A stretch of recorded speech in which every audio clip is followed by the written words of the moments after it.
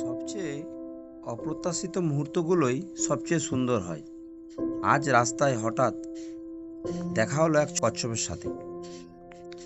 রাত্রে গাড়ি নিয়ে যাওয়ার সময় হঠাৎ দেখি রাস্তার পাশে একটি ছোট্ট কচ্ছপ বসে আছে। ভাবলাম এর জায়গা তো এখানে নয়।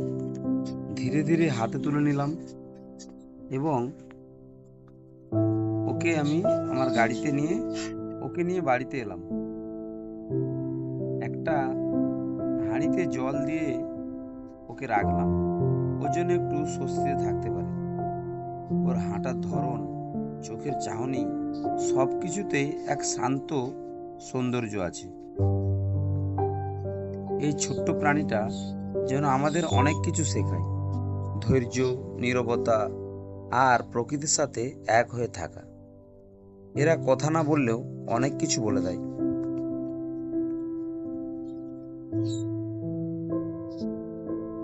ওকে দেখে যত্ন করে জল খাওয়ালাম আর ঠিক করলাম ওকে আবার প্রকৃতির কাছেই ফিরিয়ে দেব। ভালোবাসা শুধু মানুষের জন্য নয়, সব জীবের জন্য। আমি ঠিক করেছি এই কচ্ছপটিকে কচ্ছপ সংরক্ষণকারী দলের কাছে তুলে দেব। যদি কারো চেনা জানা কেউ থাকে বা ওদের কারো নাম্বার যদি থাকে, তাহলে প্লিজ আমার সাথে একটু যোগাযোগ করবেন।